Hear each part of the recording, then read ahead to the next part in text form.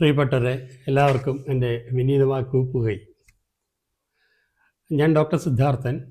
ഞാൻ ഹെൽത്ത് സർവീസിൽ നിന്ന് റിട്ടയർ ചെയ്ത ഒരു ഡോക്ടറാണ്. ഞാൻ ഒരു യൂട്യൂബ് ചാനൽ തുടങ്ങുകയാണ്.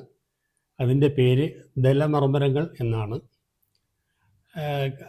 സാമൂഹ്യ പ്രശ്നങ്ങളും അതുപോലെ തന്നെ ആരോഗ്യ സംബന്ധിയായിട്ടുള്ള പ്രശ്നങ്ങളും മറ്റുള്ളതും ചർച്ച ചെയ്യുക എന്നുള്ളതാണ് ഇതുകൊണ്ട് ഉദ്ദേശിക്കുന്നത്.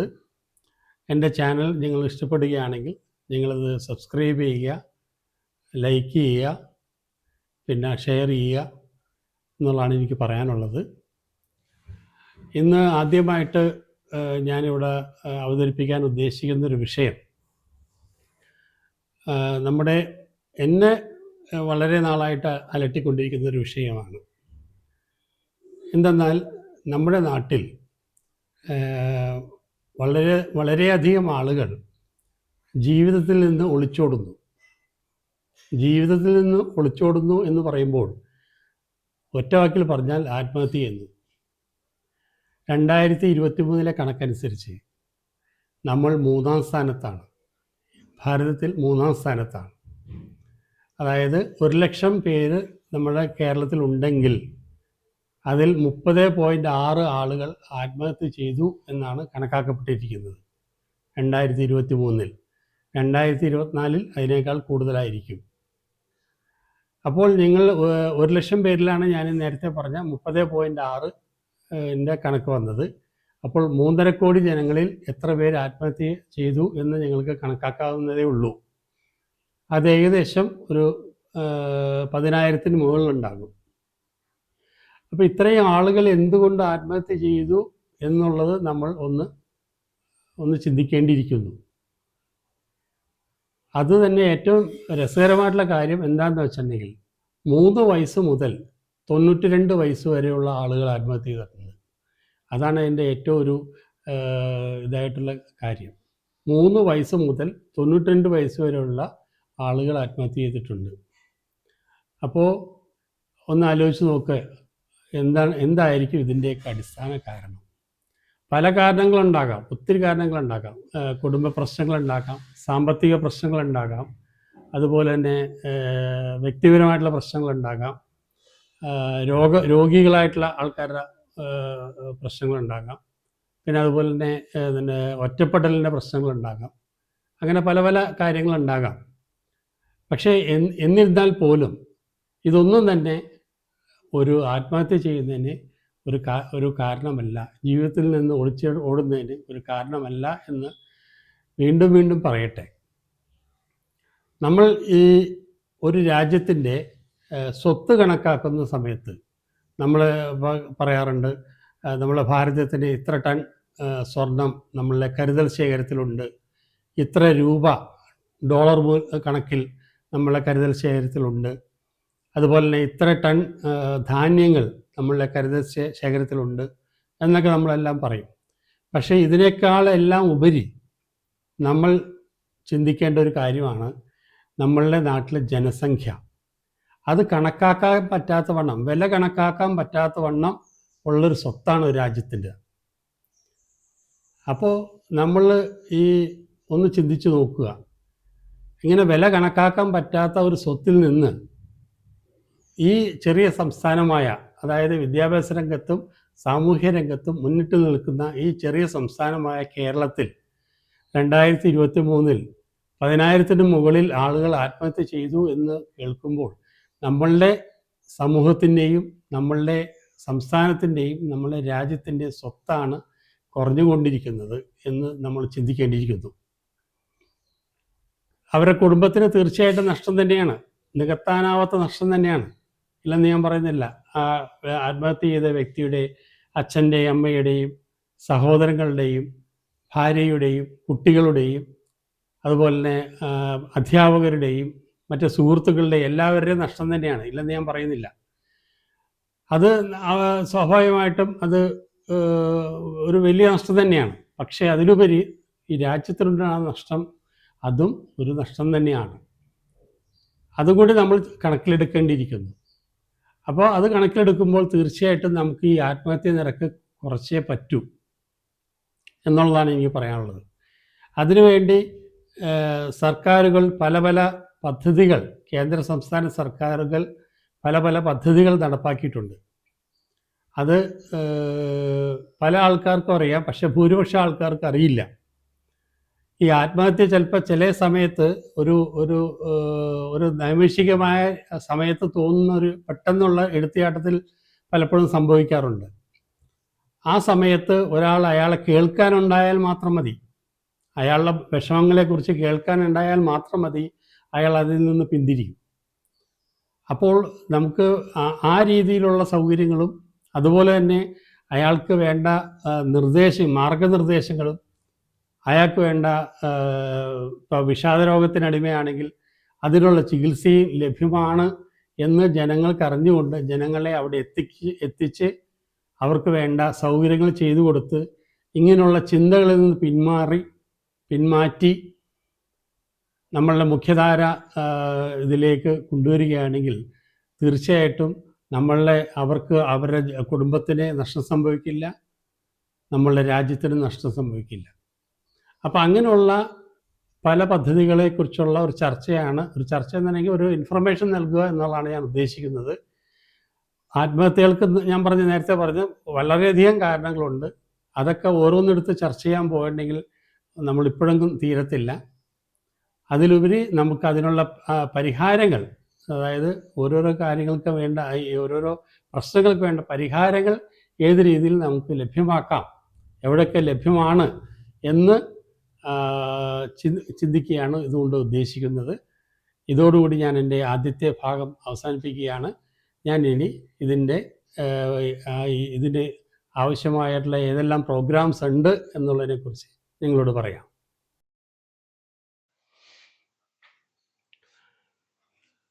ഞാൻ നേരത്തെ സൂചിപ്പിച്ചതുപോലെ കേന്ദ്ര സംസ്ഥാന സർക്കാരുകൾ പല പദ്ധതികളും നമ്മളുടെ ഈ ആത്മഹത്യ പ്രിവെൻറ്റ് ചെയ്യാനും അതുപോലെ തന്നെ മാനസികമായിട്ടുള്ള പ്രശ്നങ്ങൾ പരിഹരിക്കാനുമായി ഫ്രെയിം ചെയ്ത് വെച്ചിട്ടുണ്ട്. അതിനെക്കുറിച്ചുള്ള കാര്യങ്ങളാണ് ഇവിടെ താഴെ പ്രതിപാദിക്കുന്നത്. അതിൽ ഹെൽത്ത് ഡിപ്പാർട്ട്മെൻറ്റിൻ്റെ ഒരു പ്രോഗ്രാമാണ് ദിശ എന്ന് പറഞ്ഞിട്ടുണ്ടെങ്കിൽ 24 മണിക്കൂറും പ്രവർത്തിക്കുന്ന ഒരു ടെലി കൗൺസിലിംഗ് സെൻ്ററാണ്. ടെലി കൗൺസിലിംഗ് എന്നുണ്ടെങ്കിൽ നമുക്ക് എവിടെ നിന്ന് വേണമെങ്കിൽ ദിശയിലേക്ക് വിളിക്കാം, നമ്മളുടെ മാനസികമായിട്ടുള്ള പ്രശ്നങ്ങൾ പറയാം, നമുക്ക് ഇങ്ങനെയുള്ള കടുത്ത മാനസിക സമ്മർദ്ദമുണ്ട്, അതിന് ഞാൻ എന്ത് ചെയ്യണം എന്നുള്ള കാര്യങ്ങളൊക്കെ ചോദിക്കാം. അപ്പം അങ്ങനെയുള്ള കാര്യങ്ങളിൽ അവരുടെ പരിമിതികൾക്കുള്ളിൽ നിന്നുകൊണ്ട് അവരുടെ അതിനൊരു പരിഹാരം നിർദ്ദേശിക്കുകയും അതനുസരിച്ച് ചെയ്യാൻ കാര്യങ്ങൾ പറഞ്ഞു തരികയും ചെയ്യും. ഇനി കൂടുതലായിട്ട് കൗൺസിലിംഗ് വേണ്ടതാണ്, അല്ല ഇത് കൗൺസിലിങ്ങിൽ നിൽക്കത്തില്ല, ചികിത്സ വേണ്ടതാണ് എന്നുണ്ടെങ്കിൽ അവർ തീർച്ചയായിട്ടും അതായത് വിളിക്കുന്ന ആളുടെ വീടിനടുത്തുള്ള കൗൺസിലിംഗ് സെൻറ്റേഴ്സ്, അതുപോലെ ചികിത്സാ സൗകര്യങ്ങളുള്ള ആശുപത്രികൾ, അവിടേക്ക് അവർ ഡയറക്റ്റ് ചെയ്യും. അങ്ങനെയുള്ള ഒരു പദ്ധതിയാണ് ദിശ കൊണ്ട് ഉദ്ദേശിക്കുന്നത്. 24 മണിക്കൂറും വർക്ക് ചെയ്യും. അതിൻ്റെ അവിടുത്തെ നമ്പർ 1056 1056. തീർച്ചയായിട്ടും നിങ്ങൾ ഈ സൗകര്യം ഉപയോഗപ്പെടുത്തുക എന്നുള്ളതാണ് എനിക്ക് പറയാനുള്ളത്. അതുകൊണ്ട് ശരിക്കും നിങ്ങൾക്ക് അതുകൊണ്ട് ഉപയോഗം ഉണ്ടാകും. നിങ്ങളുടെ മാനസിക സമ്മർദ്ദങ്ങൾ നിങ്ങളെ വളരെയധികം അസ്വസ്ഥമാക്കുന്ന സമയത്ത് ദിശയെ വിളിച്ച് നിങ്ങളുടെ ആ ഒരു പ്രശ്നങ്ങൾ പറയുകയാണെങ്കിൽ നിങ്ങളുടെ മനസ്സിൻ്റെ ആ ഒരു ടെൻഷൻ അഴിയുകയും കുറച്ച് റിലാക്സ്ഡ് ആവുകയും ചെയ്യും. അപ്പോൾ തീർച്ചയായിട്ടും അതുകൊണ്ട് നിങ്ങൾക്ക് ഉപയോഗം ഉണ്ടാവും എന്നുള്ളതാണ് എനിക്ക് പറയാനുള്ളത്.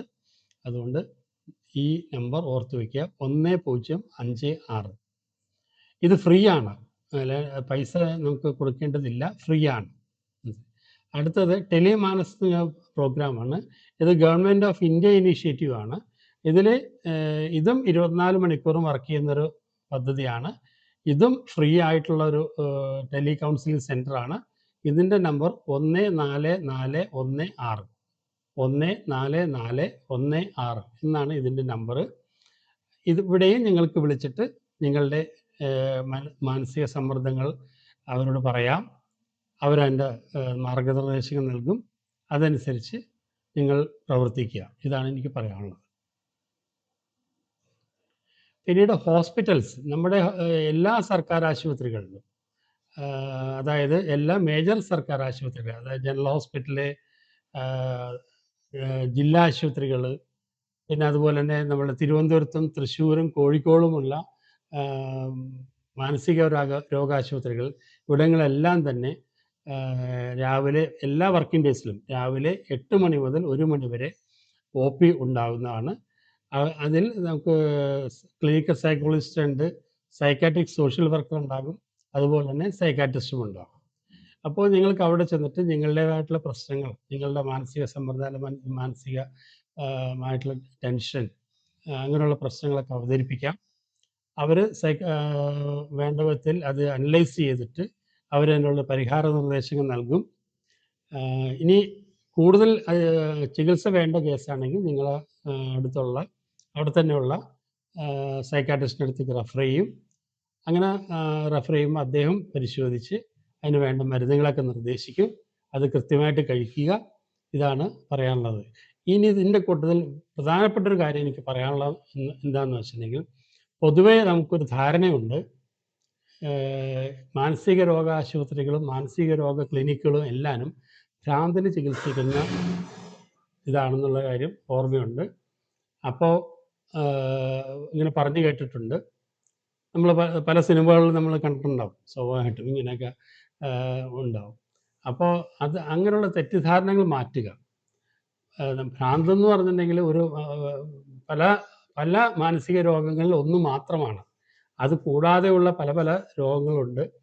തുടക്കത്തിലെ ചികിത്സിച്ചാൽ 100% ഭേദമാകുന്ന 100% ഭേദമാകുന്ന രോഗങ്ങളാണ് ഇവയെല്ലാം തന്നെ. അതുകൊണ്ട് നിങ്ങൾ ഇങ്ങനെയുള്ള തെറ്റിദ്ധാരണകളെല്ലാം മാറ്റി സൈക്കാട്രിസ്റ്റിൻ്റെ അടുത്ത് പോകുന്നത് ഒരു നാണക്കേടായിട്ട് ചിന്തിക്കരുത്. അത് നിങ്ങൾ അങ്ങനെ ചിന്തിച്ച് പോകാതിരുന്നുണ്ടെങ്കിൽ ആ രോഗം മൂർച്ഛിച്ച് അത് കൂടുതൽ മോശം അവസ്ഥയിലേക്ക് പോകും. അതുകൊണ്ട് നിങ്ങൾക്ക് എന്തെങ്കിലും മാനസികമായിട്ടുള്ള അങ്ങനെ ടെൻഷനോ അങ്ങനെയുള്ള പ്രശ്നങ്ങളോ ഉണ്ടെങ്കിൽ തീർച്ചയായിട്ടും നിങ്ങൾ സൈക്കാട്രിസ്റ്റിനോ അല്ലെങ്കിൽ സൈക്കോളജിസ്റ്റിൻ്റെ അടുത്ത് പോയി വേണ്ട നിർദ്ദേശ ചികിത്സകൾ നിങ്ങൾ സ്വീകരിക്കുക. അതാണ് എനിക്ക് പറയാനുള്ളത്. പിന്നീടുള്ളത് അഡോൾസൻ ഹെൽത്ത് ക്ലിനിക്കുകളാണ്. അഡോൾസൻ ഹെൽത്ത് ക്ലിനിക്ക് എന്ന് പറഞ്ഞെങ്കിൽ കൗമാരക്കാരായിട്ടുള്ള കുട്ടികൾക്ക് വേണ്ടിയിട്ടുള്ള പദ്ധതികളാണ്. കൗമാരക്കാരായിട്ടുള്ള കുട്ടികൾക്ക് പല പല പ്രശ്നങ്ങളുണ്ട്. അതായത് അവർ തീരെ 5 വയസ്സ് 6 വയസ്സ് കഴിയുമ്പോൾ കൗമാരം തുടങ്ങുകയായി. അപ്പോൾ അവരുടേതായിട്ടുള്ള കുറേ പ്രശ്നങ്ങൾ അവിടെ വരും സ്വാഭാവികമായിട്ടും.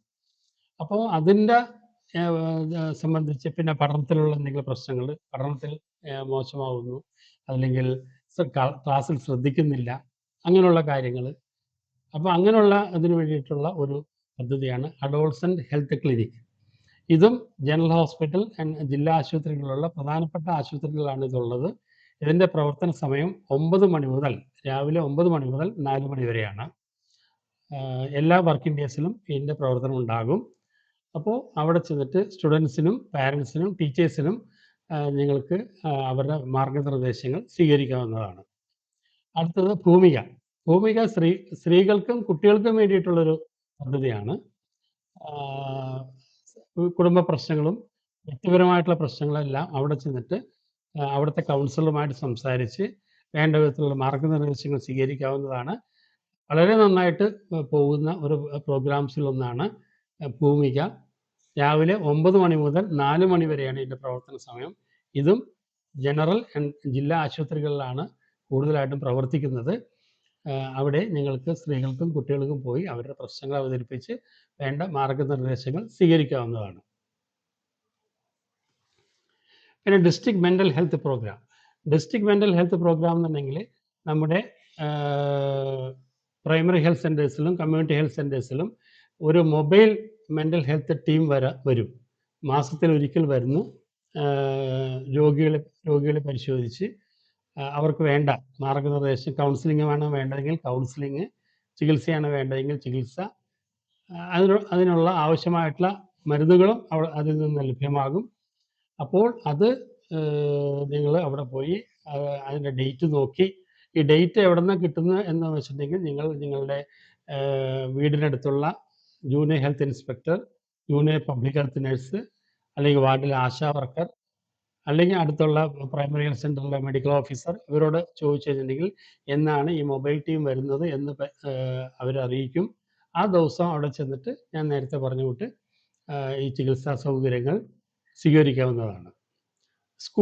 സ്കൂൾസിലും സ്റ്റുഡൻസ്, പാരൻസ്, ടീച്ചേഴ്സ് ഇങ്ങനെയുള്ള വിഭാഗത്തിന് വേണ്ടിയിട്ട് സ്കൂൾസിലും കൗൺസിലേഴ്സിനെ പോസ്റ്റ് ചെയ്തിട്ടുണ്ട്.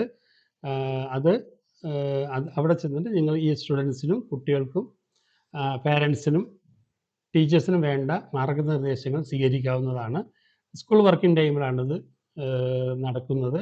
കൂടുതലും മേജർ സ്കൂൾസിലാണ് ഇങ്ങനെയുള്ള പ്രോഗ്രാംസ് കണ്ടക്ട് ചെയ്യുന്നത്. അത് നിങ്ങൾ സ്കൂളുമായിട്ട് ബന്ധപ്പെട്ട് കഴിഞ്ഞിട്ടുണ്ടെങ്കിൽ കൗൺസിലർ എപ്പോൾ വരും എന്ന് അറിയാൻ കഴിയും. അപ്പോൾ നിങ്ങൾക്ക് ആ സമയത്ത് ചെന്നിട്ട് കൗൺസിലറുടെ നിർദ്ദേശങ്ങൾ സ്വീകരിക്കാവുന്നതാണ്. കൂടാതെ പോലീസ് ഡിപ്പാർട്ട്മെൻറ്റ് ചിരി എന്നൊരു പ്രോഗ്രാം നടത്തുന്നുണ്ട്. ചിരി പോലീസ് ഡിപ്പാർട്ട്മെൻറ്റിൻ്റെ ഒരു പ്രോഗ്രാമാണ്. ഇതും ഒരു ടെലി കൗൺസിലിംഗ് സെൻ്ററാണ്.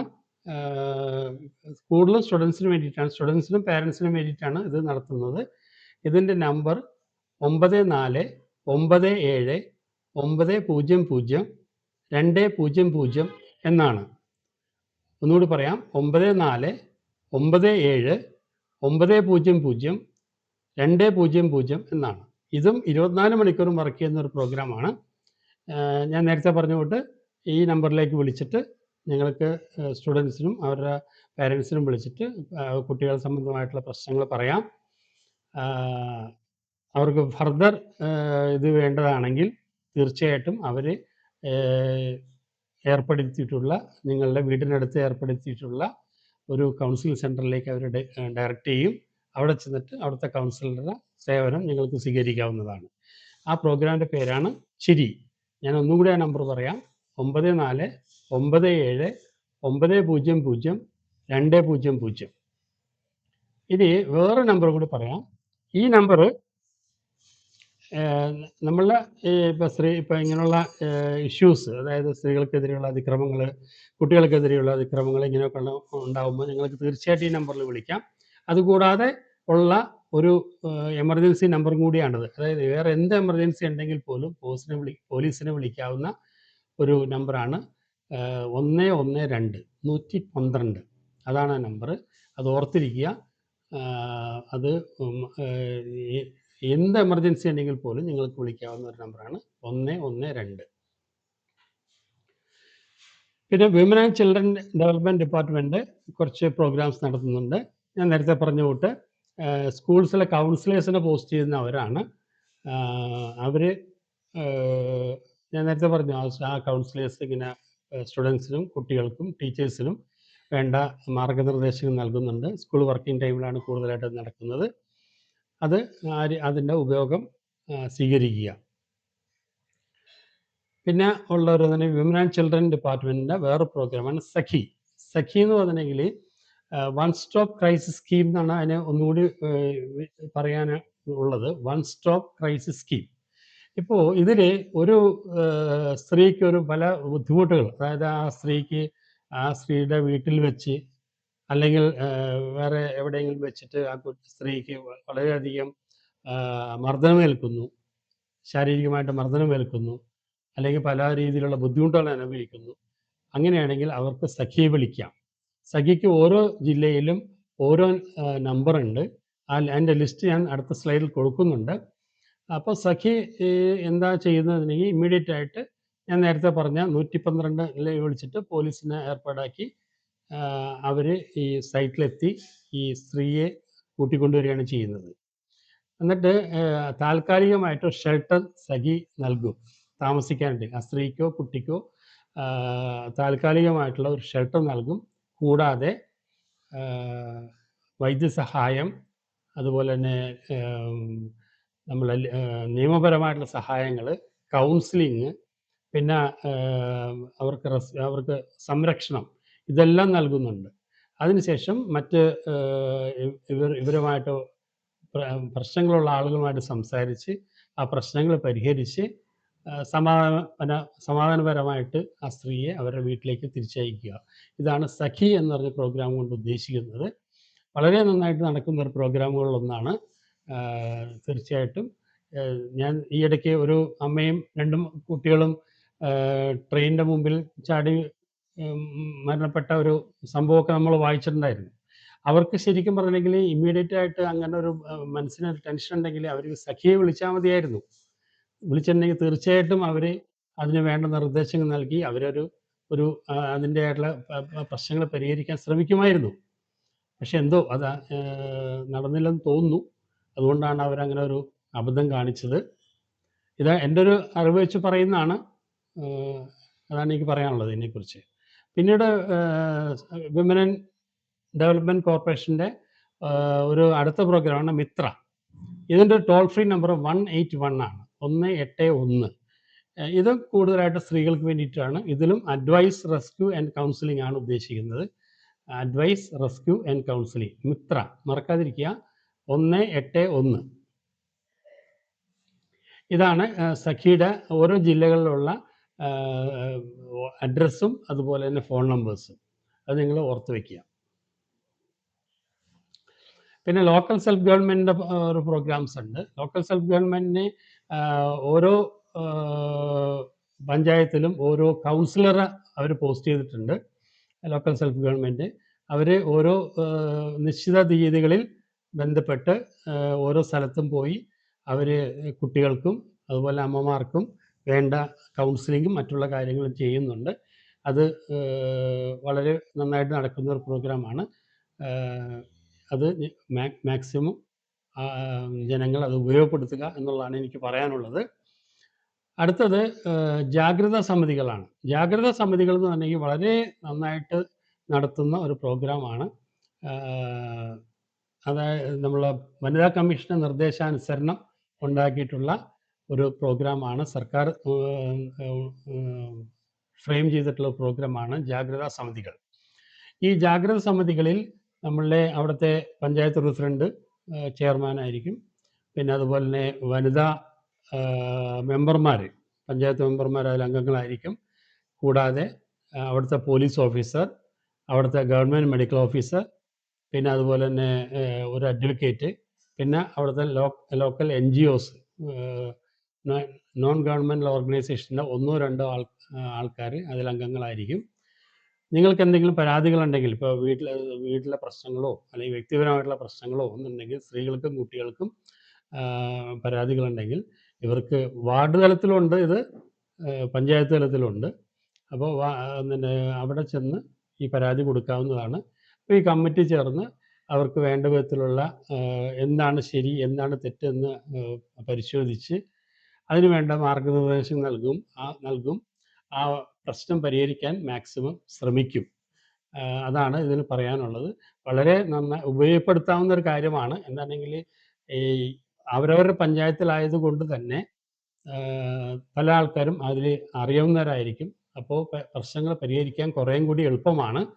അപ്പോൾ അതുകൊണ്ട് തീർച്ചയായിട്ടും ഇത് നല്ലൊരു പദ്ധതിയാണ് ജാഗ്രതാ സമിതികൾ. പിന്നീടുള്ളത് ഗവൺമെൻറ് ഓഫീസുകളിലുള്ള ജാഗ്രതാ സമിതികളാണ്. അത് ആ ഗവൺമെൻറ് ഓഫീസിലെ ഹെഡ് ഓഫ് ദ ഓഫീസായിരിക്കും അതിൻ്റെ ചെയർമാനായിട്ട് വരുന്നത്. കൂടാതെ വനിതാ മെമ്പർമാരുണ്ടാകും. നേരത്തെ പറഞ്ഞുകൊണ്ട് അവിടുത്തെ ലോക്കൽ പോലീസ് ഓഫീസർ, അവിടുത്തെ ലോക്കൽ ഗവൺമെൻറ് മെഡിക്കൽ ഓഫീസർ, പിന്നെ NGOസിൻ്റെ പ്രതിനിധികളുണ്ടാകും. അപ്പോൾ അവർ ഏതെങ്കിലും ഒരു വനിതാ ജീവനക്കാരിക്ക് എന്തെങ്കിലും ഒരു ബുദ്ധിമുട്ട് ഓഫീസിൽ നിന്നും ഒരു അംഗത്തിൻ്റെ കയ്യിൽ നിന്നും ഉണ്ടാവുകയാണെങ്കിൽ തീർച്ചയായിട്ടും പരാതിപ്പെടാവുന്നതാണ്. ഈ കമ്മിറ്റി പരിശോധിച്ച് അതിന് വേണ്ട മാർഗനിർദ്ദേശങ്ങൾ നൽകും. അങ്ങനെയാണ് അതിൻ്റെ ഒരു പ്രവർത്തന ശൈലി ഉള്ളത്. അതും വനിതാ ജീവനക്കാർക്ക് നടപടികൾ സ്വീകരിക്കുന്നതിന് വേണ്ടി ചെയ്യാവുന്നതാണ്. അമ്മത്തൊട്ടിൽ എന്ന് പറഞ്ഞാൽ വളരെ നല്ലൊരു പ്രോഗ്രാമാണ്. അതായത് നമുക്കറിയാം, ഈയിടെയായിട്ട് നമ്മൾ പത്രത്തിലൊക്കെ വായിച്ചിട്ടുണ്ട്, ഒരു അമ്മ കുഞ്ഞിനെ പ്രസവിച്ച് കഴിഞ്ഞിട്ട് ബക്കറ്റിലെ വെള്ളത്തിൽ ആ കുഞ്ഞിനെ മുക്കി കൊന്നു കളഞ്ഞു. അതുപോലെ തന്നെ ഒരു അമ്മ കുഞ്ഞിനെ പ്രസവിച്ച് കഴിഞ്ഞ് വേസ്റ്റ് കൊണ്ടുവന്നിടുന്ന ഗാർബേജിൽ കൊണ്ടുപോയി ഇട്ടു. അങ്ങനെ പല പല അപ്പോൾ കുഞ്ഞുങ്ങൾ പലതും അങ്ങനെ മരണപ്പെടുന്നതായിട്ട് ശ്രദ്ധയിൽപ്പെട്ടു. അതിനെ തുടർന്ന് നമ്മൾ ഫ്രെയിം ചെയ്തിട്ടുള്ള ഒരു ഗവൺമെൻറ് ഫ്രെയിം ചെയ്തിട്ടുള്ള ഒരു പദ്ധതിയാണ് അമ്മത്തൊട്ടിൽ. ഏതെങ്കിലും ഒരു അമ്മയ്ക്ക് ഒരു കുഞ്ഞിനെ വേണ്ട, അല്ലെങ്കിൽ സാമ്പത്തികമായിട്ട് ബുദ്ധിമുട്ടുള്ളത്, അതിനെ വളർത്താൻ ബുദ്ധിമുട്ടാണ് എന്നുണ്ടെങ്കിൽ തീർച്ചയായിട്ടും ഈ അമ്മത്തൊട്ടിൽ എന്നുള്ള ഇത് നിങ്ങൾക്ക് ഒരു അവിടെ കൊണ്ടുപോയി ആ കുഞ്ഞിനെ കൊടുക്കാവുന്നതാണ്.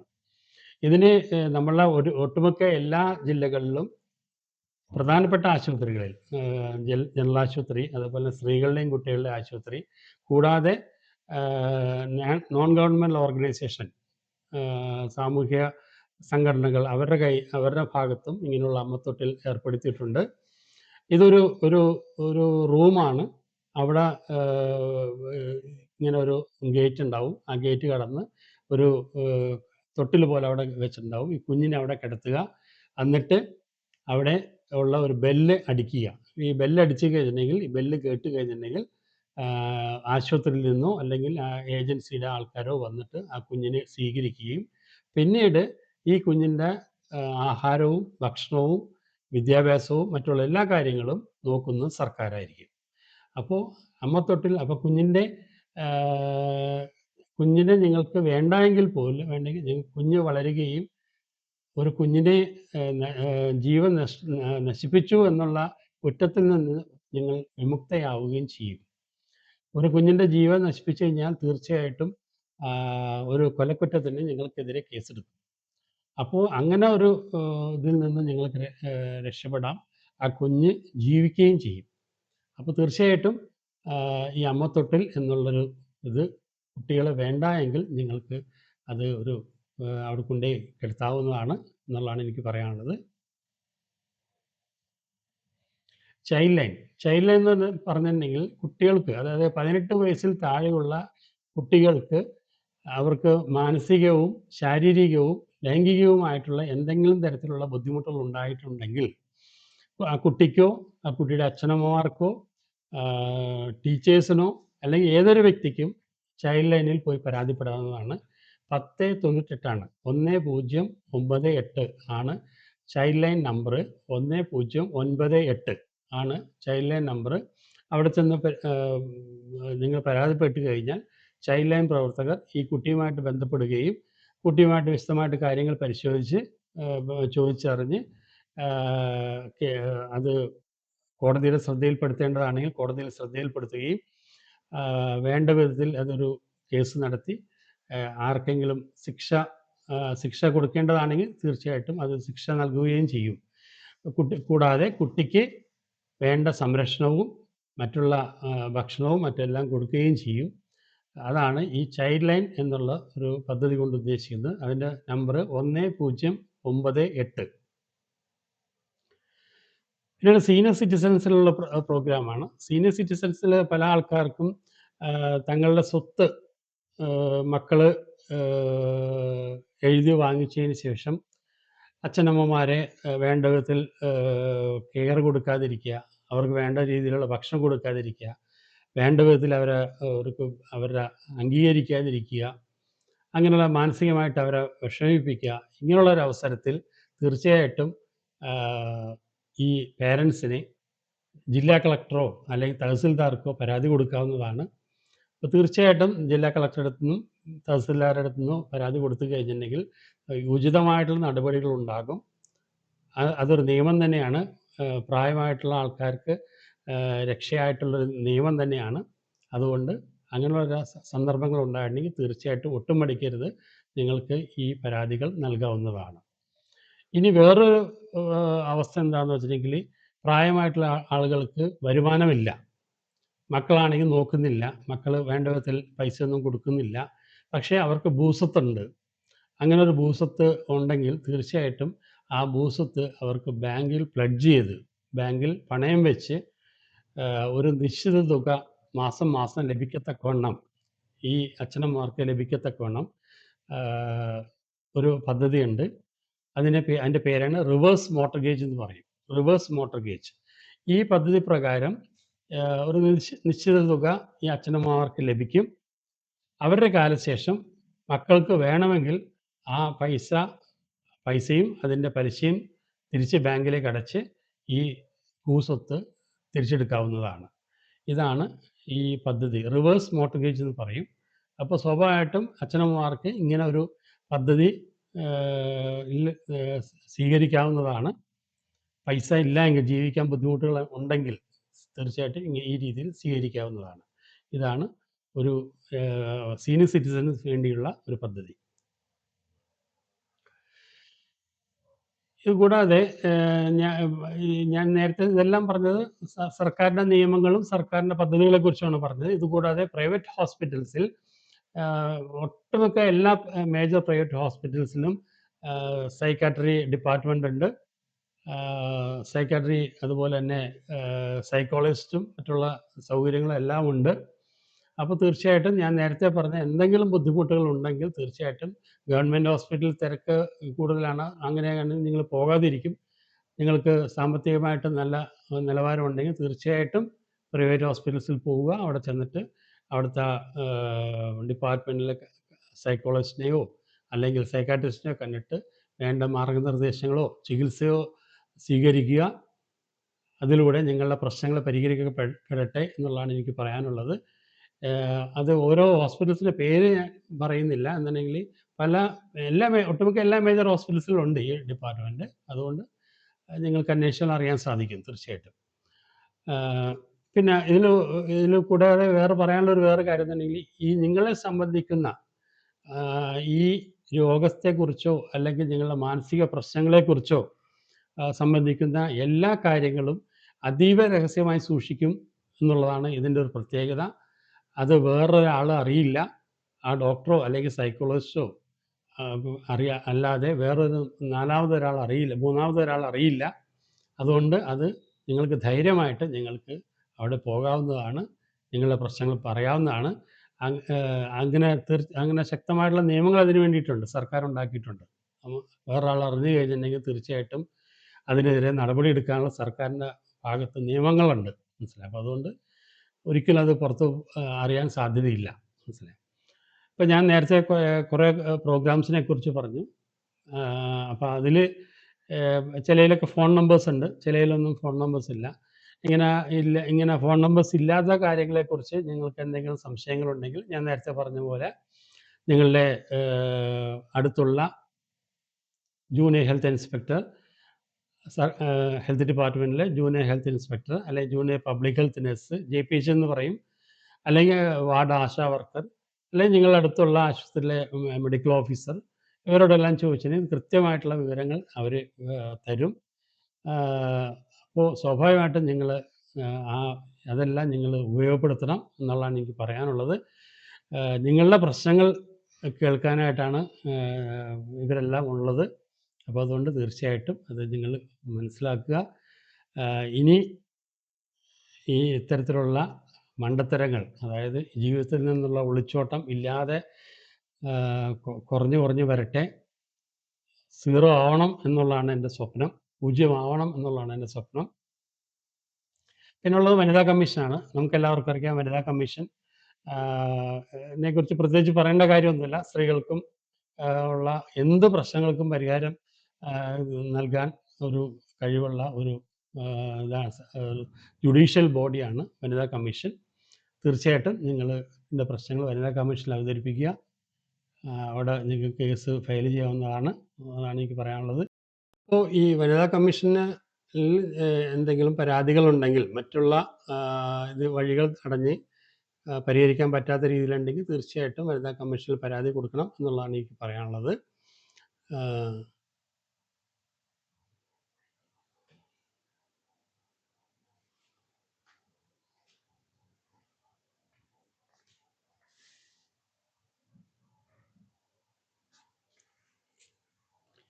അപ്പോൾ എനിക്ക് ഇതിൽ ഇപ്പോൾ ഇത്രയും നേരം ഞാൻ പറഞ്ഞത് എൻ്റെ അറിവിൽപ്പെട്ടിടത്തോളം പ്രോഗ്രാംസാണ്. ഇതിൽ കൂടുതൽ പ്രോഗ്രാംസ് ഗവൺമെൻറ് നടപ്പാക്കിയിട്ടുണ്ട്, എനിക്കറിയാം. പക്ഷേ എൻ്റെ അറിവിൽപ്പെട്ടിടത്തോളം പ്രോഗ്രാംസാണ് നിങ്ങളുടെ മുമ്പിൽ ഞാൻ അവതരിപ്പിച്ചത്. വേറെ ഓരോ ഡിപ്പാർട്ട്മെൻറ്റിനും അതിൻ്റെ രീതിയിൽ പ്രോഗ്രാംസ് ഫ്രെയിം ചെയ്തിട്ടുണ്ട്. ഒരു കാര്യം മനസ്സിലാക്കുക, ജീവിതത്തിൽ പ്രശ്നങ്ങളുണ്ടാവും തീർച്ചയായിട്ടും. ആ പ്രശ്നങ്ങൾ പരിഹരിക്കുക എന്നുള്ളതാണ് നമ്മളുടെ വിജയം. അല്ലാതെ ജീവിതത്തിൽ നിന്ന് ഒളിച്ചോടുക എന്നുള്ളത് ഒരു വലിയൊരു കാര്യമല്ല. അത് വളരെ എളുപ്പത്തിൽ സാധിക്കുന്ന കാര്യമാണ്. ജീവിതത്തിൽ ഒളിച്ചോടി നമ്മളൊന്നും നേടാൻ പോകുന്നില്ല. അപ്പോൾ പ്രശ്നങ്ങളെ പരിഹരിച്ചുകൊണ്ട് ജീവിതത്തിൽ വിജയിക്കാൻ ശ്രമിക്കുക. അതാണ് എനിക്ക് പറയാനുള്ളത്. ഒളിച്ചോട്ടം ഒരു ഭീരുവിൻ്റെ പ്രവൃത്തിയാണ്. അതുകൊണ്ട് തീർച്ചയായിട്ടും നിങ്ങൾ വിചാരിക്കും ഞാനിങ്ങനെ ജീവിതത്തിൽ നിന്ന് ഒളിച്ചോടി ആത്മഹത്യ ചെയ്തിട്ടുണ്ടെങ്കിൽ തീർച്ചയായിട്ടും എൻ്റെ കുടുംബം രക്ഷപ്പെടും.